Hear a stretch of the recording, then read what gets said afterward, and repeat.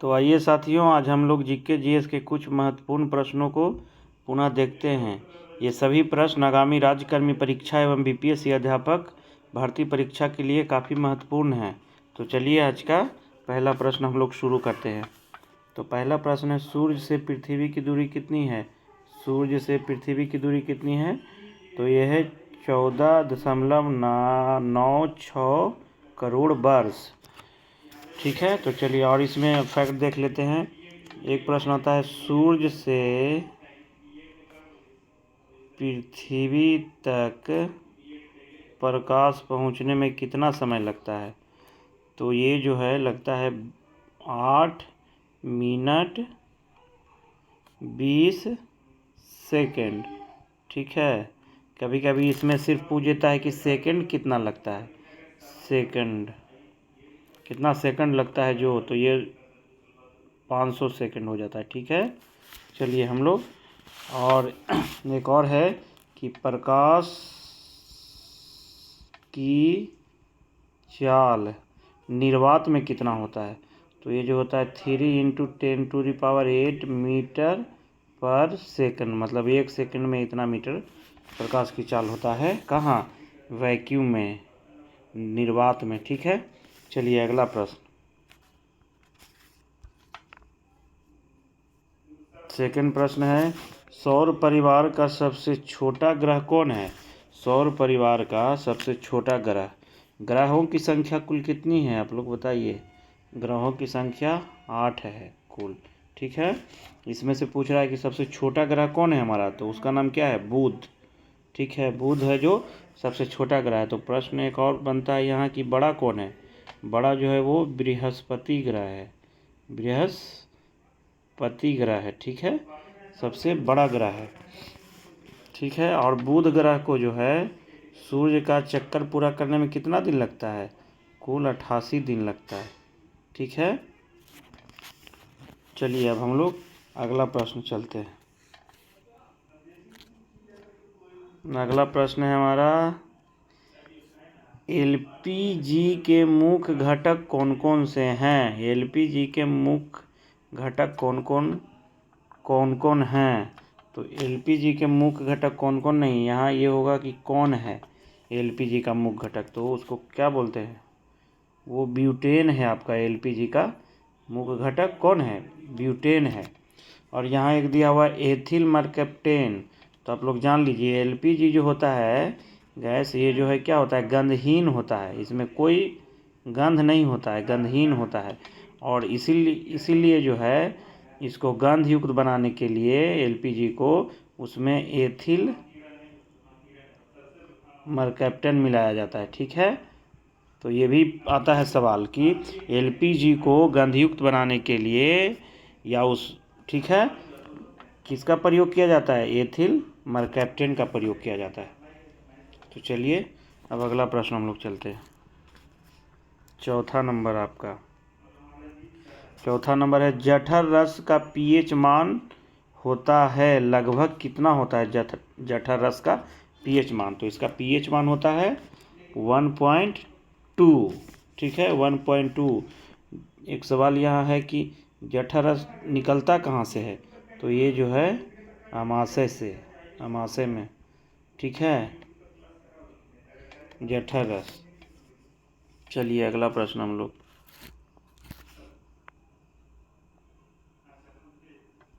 पाँचवा नंबर है हमारा, नीला थोथा या उसी को बोलते हैं तुतिया। नीला थोथा या तुतिया का रासायनिक सूत्र निम्न में से क्या है? तो इसका क्या होता है? इसका होता है, ऑप्शन है, ये नहीं 7:2 हो गया, ये नहीं है, इसमें तो एस है ही नहीं, ये 4:2 हो गया, ये होता है CuSO4.5H2O। नीला थोथा का रासायनिक सूत्र क्या होता है? CuSO4.5H2O। चलिए अगला प्रश्न, छठा प्रश्न हम लोग आ गए हैं। है, इमली में कौन सा अम्ल मौजूद या विद्यमान रहता है? इमली में कौन सा अम्ल रहता है? तो इमली में जो होता है वो कौन सा अम्ल रहता है हम लोग का? उसका क्या नाम है? उसका नाम है टार्टरिक अम्ल। क्या है? टार्टरिक अम्ल इमली में रहता है। ठीक है, और है इसमें एक नीचे दिख रहा है हमारा लैक्टिक अम्ल। तो लैक्टिक अम्ल जो है वो किस में होता है? लैक्टिक अम्ल वो दही में होता है। ठीक है, लैक्टिक अम्ल दही में रहता है। ठीक है, दही में पूछता है कि कौन सा अम्ल रहता है तो कहेंगे लैक्टिक अम्ल। चलिए अगला प्रश्न 7वां पेज नंबर 7वां में है कि रेल की पटरियों के उत्तरोत्तर खंडों के बीच जगह छोड़ी जाती है क्योंकि रेल की दो पटरी रहता है ऐसे बिछा है, तो कुछ यहाँ पे ये किधर से है तो यहाँ पे ये स्पेस छोड़ा हुआ रहता है। क्यों? तो ये जो रहता है इससे पटरियों को ऊष्मीय प्रसार के लिए स्थान मिल जाता है गर्मी के दिनों में। ठीक है, इसीलिए वो रहता है, इसको याद रखिएगा आप लोग। अगला प्रश्न 8वां नंबर है, एंजाइम मूल रूप से क्या हैं? एंजाइम मूल रूप से क्या होते हैं? तो एंजाइम जो है मूल रूप से क्या होते हैं? वो प्रोटीन होता है। एंजाइम मूल रूप से क्या होता है? प्रोटीन होता है। ठीक है, एंजाइम मूल रूप से प्रोटीन होता है। चलिए अगला प्रश्न 9वां नंबर आ गया, पेज नंबर 9वां। खरीफ फसल का उदाहरण है। खरीफ फसल का इसमें से कौन उदाहरण है? गेहूं जो है वो रबी फसल है। ठीक है, याद रखिएगा आप लोग, रबी फसल है। सोयाबीन, धान जो है ये क्या है? ये सब खरीफ फसल है। ठीक है, रबी फसल कब खेतों में लगाया जाता है? तो ये अक्टूबर से नवंबर के बीच लगाया जाता है। और ये फसल खेत से निकाला कब जाता है? काटा जाता है कब? मार्च से अप्रैल के बीच में। रबी फसल जो भी इस बीच में फसल लगेगा। ठीक है, उसके बाद खरीफ जो है, खरीफ लगाया कब जाता है? मान लीजिए कि जून जुलाई ऐसे लगता है, जून और जुलाई। ठीक है ना, जून जुलाई में इसको खेतों में बोया जाता है और अक्टूबर नवंबर में इसको क्या किया जाता है? खेत से काट लिया जाता है, निकाल लिया जाता है अक्टूबर नवंबर में। ठीक है, तो इसको याद रखिएगा। चलिए अगला प्रश्न हम लोग चलते हैं, 10वां पेज पे आ गए हम लोग। अगला प्रश्न है, डेंगू परजीवी का वाहक क्या होता है? डेंगू जो होता है उसका परजीवी का वाहक कौन है? तो वो जो होता है मादा एडिस मच्छर से। मादा एडिस मच्छर वाहक होता है इसका, किसका? डेंगू परजीवी का। एक यहाँ देख रहे होंगे आप लोग मादा एनफिलिस मच्छर, तो इससे मलेरिया होता है, मलेरिया रोग का वाहक होता है ये, मलेरिया जो होता है। चलिए अगला प्रश्न 11 नंबर,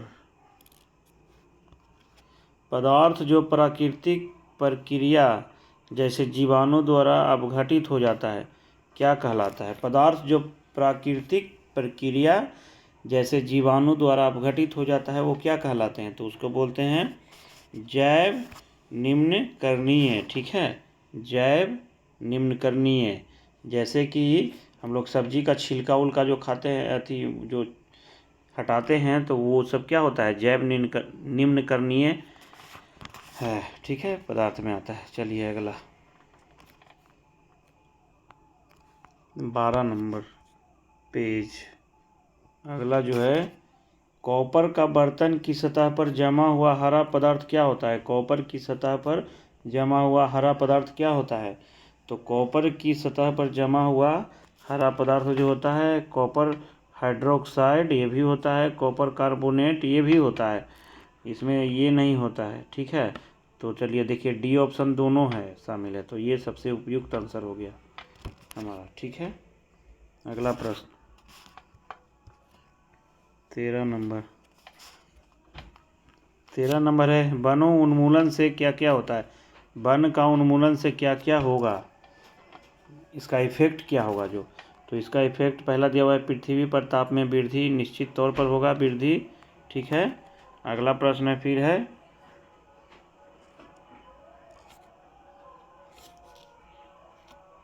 अगला प्रश्न है यही है, वनोन्मूलन से क्या क्या होता है? तो वनोन्मूलन से क्या क्या होता है? पृथ्वी पर ताप में वृद्धि होता है, सही है। प्रदूषण के स्तर में वृद्धि होता है, ये भी सही है। पृथ्वी पर ताप वृद्धि और प्रदूषण के स्तर में वृद्धि होता है। तो देखिए ये दोनों इसमें शामिल है, तो इसका उपयुक्त आंसर क्या हो गया? ये हो गया, सी हो गया। चलिए अगला प्रश्न 14 नंबर है आपका, हमारा 14वां नंबर पेज है। जीवाश्म ईंधन किसे कहते हैं? जीवाश्म ईंधन जो जीवों से होता है, ठीक है। अब तो ये कह रहा है कि जीवाश्म ईंधन किसे कहते हैं, तो जीवाश्म ईंधन जो होता है वो जो सजीव प्राणियों के मृत अवशेषों से बना हो उसे जीवाश्म ईंधन कहते हैं, ठीक है। चलिए अगला प्रश्न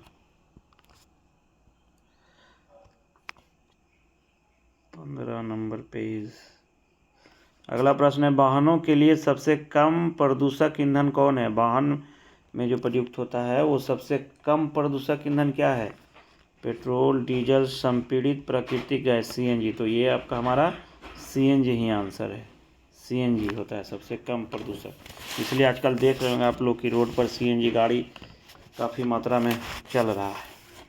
चलिए अब अगला प्रश्न 16 नंबर। भारत का प्रथम आरक्षित वन कौन सा है? भारत का प्रथम आरक्षित वन कौन सा है? तो ये जो है हमारा सतपुड़ा है। चलिए अगला प्रश्न 17 नंबर। 17 नंबर है, निम्न में से राष्ट्रीय उद्यान में किसका संरक्षण होता है? राष्ट्रीय उद्यान में किसका संरक्षण होता है? तो वनस्पति जाति का होता ही है, प्राणी जाति का होता ही है, ऐतिहासिक वस्तुओं का होता ही है। तो इसका ऑप्शन कौन हो गया? उपरोक्त सभी। चलिए अगला प्रश्न 18 नंबर। 18 नंबर है, निम्न में से कौन सा पदार्थ लेंस बनाने के लिए उपयुक्त नहीं किया जा सकता है, जिससे लेंस नहीं बनेगा? तो जल हो जाता है उपयोग, कांच हो जाता है उपयोग, ये भी हो जाता है, प्लास्टिक का उपयोग भी हो जाता है, हमारा मिट्टी का उपयोग उसमें नहीं होता है। चलिए अगला प्रश्न 19वां नंबर पेज। तारों के टिमटिमाने की व्याख्या किस सिद्धांत पर आधारित है? तारों के टिमटिमाने पर, तारा जो भक भुक करता है, देखते हैं कभी लाइट ये ज़्यादा हो जाता है, कभी एकदम लो हो जाता है, तो ये किस सिद्धांत पर कार्य करता है? तो इसका सिद्धांत है प्रकाश के अपवर्तन के सिद्धांत पे ये काम करता है, ठीक है, याद रखिएगा, अपवर्तन के सिद्धांत पे। अगला प्रश्न 20वां नंबर आ गया पेज। प्रकाश वर्ष किसकी इकाई है? प्रकाश वर्ष जो है किसकी इकाई है? प्रकाश वर्ष, तो प्रकाश वर्ष दूरी मापने की इकाई है, ठीक है। प्रकाश वर्ष जो है दूरी मापने की इकाई है। अगला प्रश्न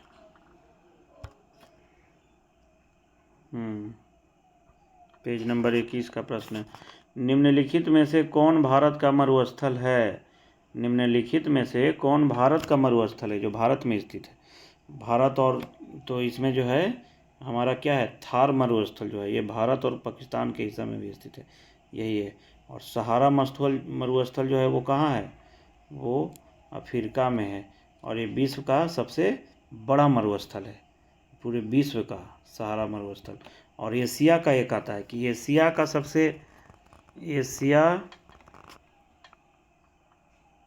सबसे बड़ा मरुस्थल, ठीक है, एशिया का बड़ा मरुस्थल तो क्या है? वो गोबी है, और गोबी जो है वो कहाँ है? वो मंगोलिया में है ये, ठीक है।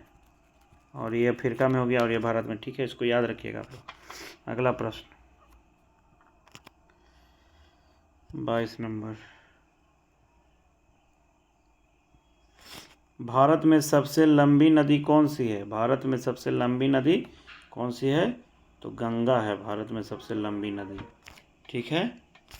चलिए अगला प्रश्न। अगला प्रश्न है, वायुमंडल हमारे लिए किस प्रकार आवश्यक है? वायुमंडल हमारे लिए किस प्रकार आवश्यक है? सांस लेने के लिए वायु प्रदान करता है, एकदम सही है। सूर्य के किरणों के हानिकारक प्रभाव से हमारी रक्षा करता है, ये भी सही है। पृथ्वी के तापमान को रहने योग्य बनाता है, ये भी सही है। तो इसका आंसर क्या हो जाएगा? उपरोक्त सभी सही हैं। ठीक है, चलिए अगला प्रश्न, पेज नंबर 24। अगला प्रश्न कह रहा है पर्यावरण के घटक कौन कौन से होते हैं? पर्यावरण के घटक कौन कौन से होते हैं? तो एक प्राकृतिक घटक होता ही है, मानव निर्मित घटक होता ही है। तो इसका हो जाएगा क और ख, दोनों आंसर हो गया इसका। चलिए अगला प्रश्न, 25 नंबर पेज। पृथ्वी के कुल आयतन में सबसे अधिक हिस्सा किसका है? परत, मतलब कौन सा लेयर का हिस्सा सबसे ज़्यादा है? तो ये किसका है सबसे ज़्यादा हिस्सा? ये मेंटल का है। ठीक है, 3 परत एक दिन बताए थे ना।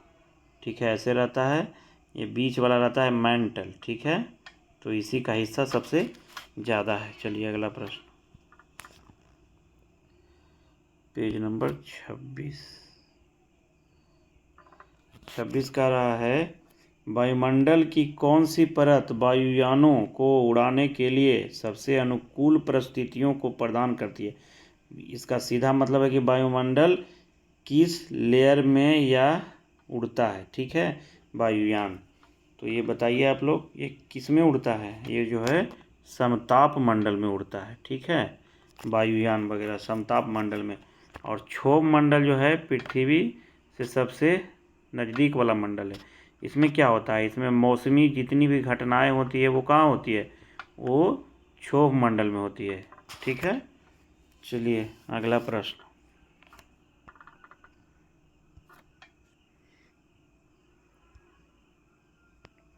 अगला प्रश्न है मौसम से संबंधित सभी घटनाएं, देखिए आ गया, जैसे वर्षा, कोहरा एवं ओला वर्षण वायुमंडल की किस परत में होती है? ओला वर्षण। ठीक है, ओला वर्षण वायुमंडल की किस परत में होती है? तो अभी बताए थे क्षोभ मंडल में। जितनी मौसमी घटनाएं हैं सब कहाँ होती है? क्षोभ मंडल में। चलिए अगला प्रश्न,